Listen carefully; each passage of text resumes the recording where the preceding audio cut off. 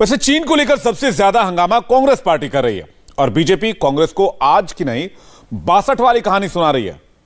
60 साल में तवांग में क्या हुआ, 1962 और 2022 में क्या फर्क है, नेहरू के वक्त में भारत में और मोदी के वक्त में भारत में कितना बदलाव आया है, बीजेपी के आरोपों में कितना दम है और कांग्रेस के सवाल कहां तक सही हैं, सब कुछ देखिए इस रिपोर्ट में।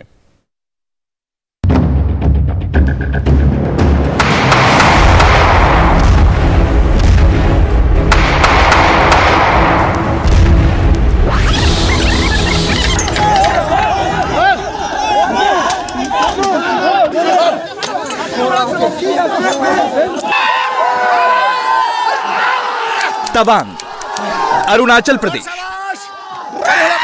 परे हो जा, ओए बासा।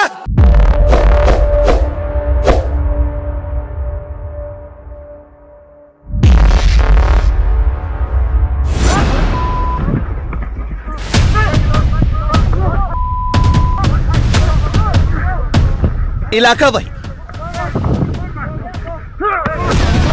साजिश वही, दुश्मन वही, लेकिन इस बार वक्त वो नहीं है। ये 1962 वाला हिंदुस्तान नहीं है। मैं इतना स्पष्ट कहना चाहता हूं कि भारतीय जनता पार्टी की सरकार है, नरेंद्र मोदी इसके प्रधानमंत्री है और जब तक भारतीय जनता पार्टी की मोदी सरकार चल रही है, 1 इंच जमीन पर भी कोई कब्जा नहीं कर सकता।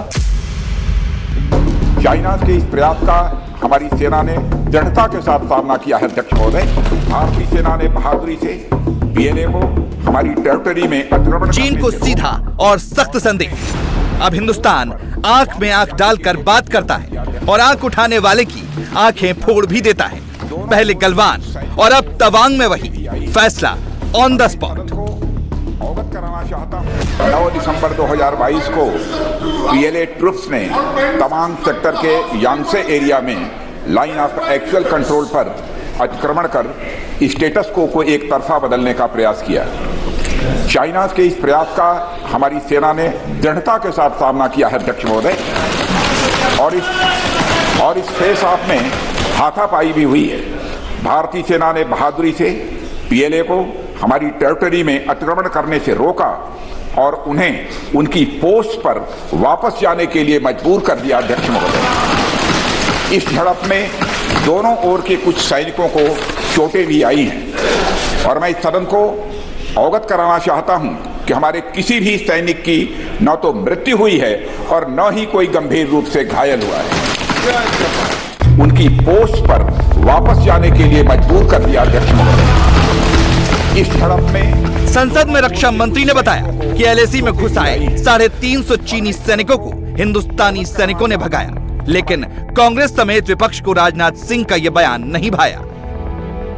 तो हम क्या इंजूरी चाहते हैं, कोई डेथ चाहता है, देश की हम रक्षा चाहते हैं और हमारे जवानों को हम अभिनंदन करने के लिए वहाँ पर ठहरे हुए थे और सडन क्लैरिफिकेशन, वो हमेशा क्लैरिफिकेशन के लिए समय देते हैं, इस बार क्यों छुपाए? ये कहा जाता है कि सरकार सैनिकों का मनोबल जो है वो गिरता है इस तरह से। अरे सैनिकों को मजबूत करने के लिए ये गलतियाँ जो कर रहे हैं उसको निकालने के लिए और देश को एकता रखने के लिए हम बात करते हैं, देश को तोड़ने की बात नहीं करते। गृह मंत्री 1962 की बात कर रहे हैं और राजीव गांधी फाउंडेशन को जो चीन से डोनेशन मिलता है। अरे डोनेशन ये सुरक्षा से जुड़ी हुई बातें हैं या इस समय ये जो बात हम उठा रहे हैं, आप किसी और बात को उठाकर लोगों को एक दिशा भूल करना चाहते। हर बार की तरह चीन के साथ बॉर्डर विवाद सियासी संग्राम में बदल गया। कांग्रेस और विपक्ष संसद के भीतर और बाहर मोदी की चाइना पॉलिसी सुनाता रहा तो मोदी के चाणक्य ने गांधी परिवार की चीन नीति का नया पन्ना खोल दिया। चीन चंदा और चालाकी का गांधी परिवार पर आरोप लगा दिया।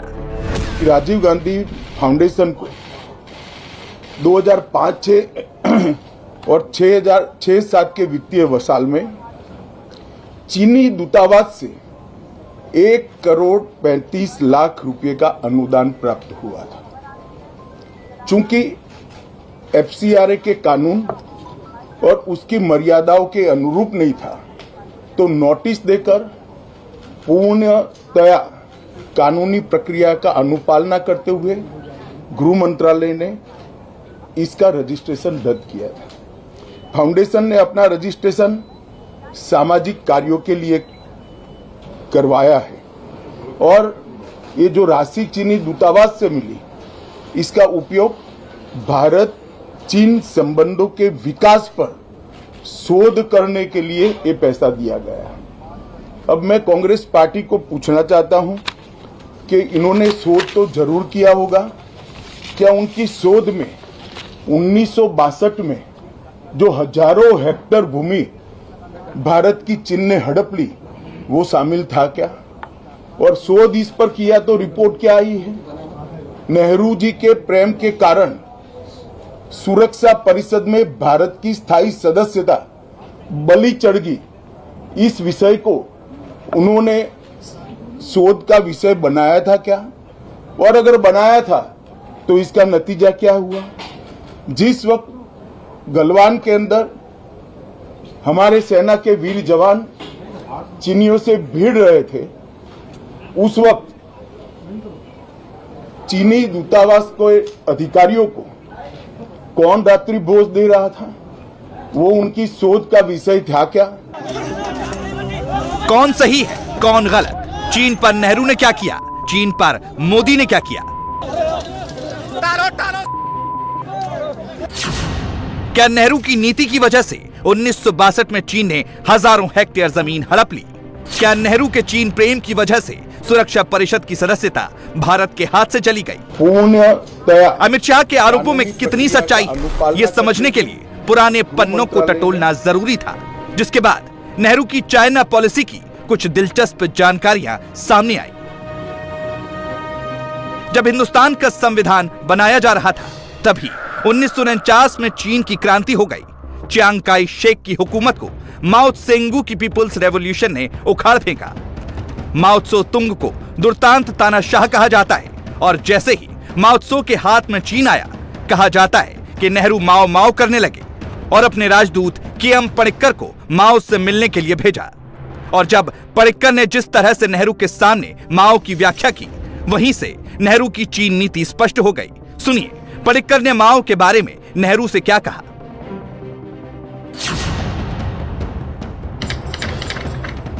मिस्टर चेयरमैन का चेहरा बड़ा कृपालु है और उनकी आंखों से तो जैसे उदारता टपकती है। उनके हाव भाव कोमलतापूर्ण है। उनका नजरिया फिलोसफरों वाला है और उनकी छोटी छोटी आंखें स्पनील सी जान पड़ती हैं। चीन का ये लीडर जाने कितने संघर्षों से तपकर यहां तक पहुंचा है, फिर भी उनके भीतर किसी तरह का रूखापन नहीं है। प्रधानमंत्री महोदय, मुझे तो उनको देखकर आपकी याद आ गई। वो भी आपकी तरह गहरे अर्थों में मानवतावादी हैं। एक क्रूर तानाशाह का इस तरह का महिमा मंडन नेहरू के सामने किया गया। महज 1 साल बाद तिब्बत पर चीन ने चढ़ाई कर दी और उस पर कब्जा कर लिया।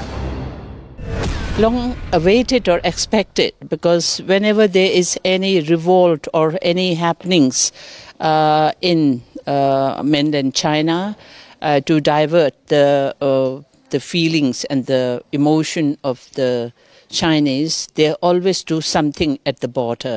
So it's not surprise for me. I mean, when such a big revolt from people coming out to the street, the college and university students and professors coming out and shouting for democracy, it's not a small thing.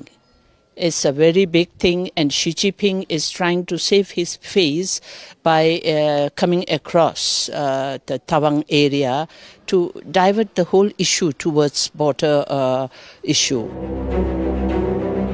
चीन साजिश करता रहा, नेहरू दोस्ती करते रहे। तिब्बत पर कब्जे की बात सुनकर सरदार वल्लभ भाई पटेल नाराज हुए तो नेहरू ने पटेल से कहा कि हिमालय हमारी रक्षा करता है, चीन से डरने की जरूरत नहीं। सरदार पटेल का निधन हो गया। चीन भारत के बॉर्डर को लेकर विवाद उठने लगे। कई बार चीनी हिंदुस्तानियों में टकराव की स्थिति बन गई, लेकिन नेहरू चीन चीन करते रहे।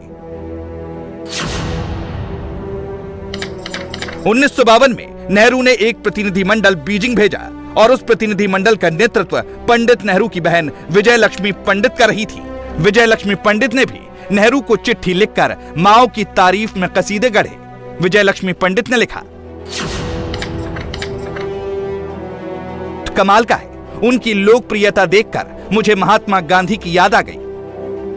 सब कुछ गुड दिखा, चीनियों की साजिश नहीं दिखी। चीन की चीनी नेहरू के रगों में घुल गई और उसका नतीजा सामने आया।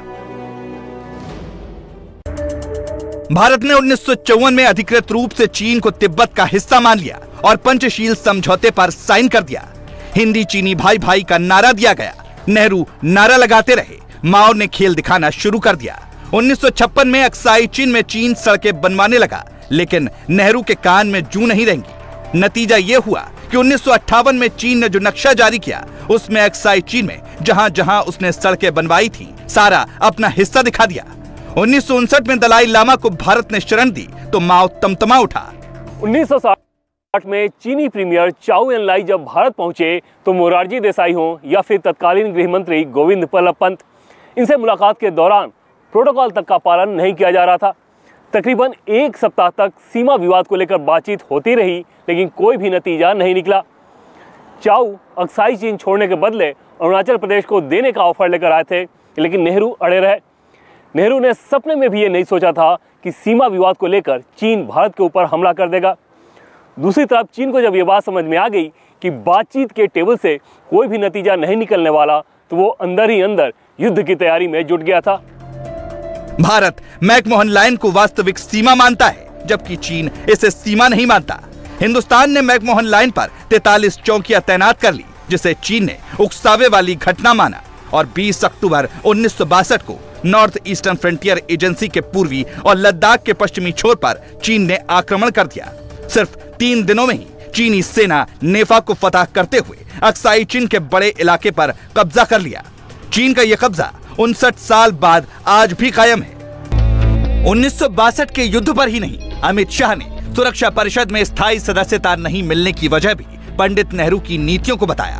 विदेश सेवा के पूर्व अधिकारी अवतार सिंह भसीन ने नेहरू, तिब्बत एंड चाइना में स्थायी सदस्यता को लेकर क्या हुआ था पूरी कहानी लिखी है। किताब में भसीन ने लिखा है, तत्कालीन प्रधानमंत्री नेहरू चीन को संयुक्त राष्ट्र संघ सुरक्षा परिषद की सदस्यता दिलवाने को लेकर उतावले थे और उसके साथ लगने वाली अपनी सीमा पर बातचीत को लेकर उतने ही बेपरवाह। आजादी के शुरुआती वर्षों में भारत ने एशियाई देशों को एकजुट करने के मकसद से चीन का दिल जीतने की कोशिश की। उस वक्त तक भारत को चीन से कोई खतरा महसूस नहीं हो रहा था। यूएन सिक्योरिटी काउंसिल में कुओमितांग चीन की जगह कम्युनिस्ट चीन को लाने की नेहरू की चाहत के पीछे कारण ये था कि माओ से तुंग के नेतृत्व में हुई 1949 की सशस्त्र क्रांति में चीन की केंद्रीय भूमि पर कम्युनिस्टों का कब्जा हो गया था, जिसे भारत ने भी मान्यता दी थी।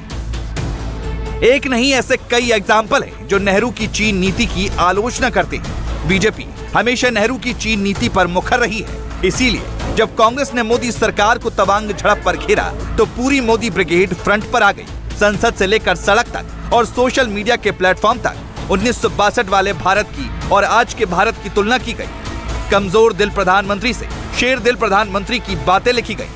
1962 से 58 साल बाद 2014 से लेकर अब तक मोदी सरकार है। क्यों की जा रही है 1962 से आज के हिंदुस्तान की तुलना? सीमा विवाद पर भारत अब दब नहीं रहा। गलवान और तवांग सबसे बड़ा एग्जाम्पल है। दबाव के लिए तिब्बत ताइवान नीति पर का वैश्विक मंच पर चीन पर आक्रामक नीति, चीन पर निर्भरता कम करने की कोशिश, चीन ऐप्स पर बैन लगाने में देर नहीं की, सामरिक मजबूती से चीन को भी संदेश। जो FRCA रजिस्ट्रेशन जो कैंसिल किया गया उसको लेकर का मुद्दा उठाया चीन से लिंक। अगर ये दो चीजों को कंपेयर कर रहे हैं तो उनकी नासमझी पे हंसी आती है। जब से मोदी सरकार दिल्ली में सत्ता में आई, चीन के साथ अपनी नीति को लेकर उसकी आक्रामक रवैया लगातार नजर आया। चाहे डोकलाम हो, गलवान हो या तवांग, हर जगह चीन की गुस्ताखी का मुंहतोड़ जवाब देने की कोशिश की गई।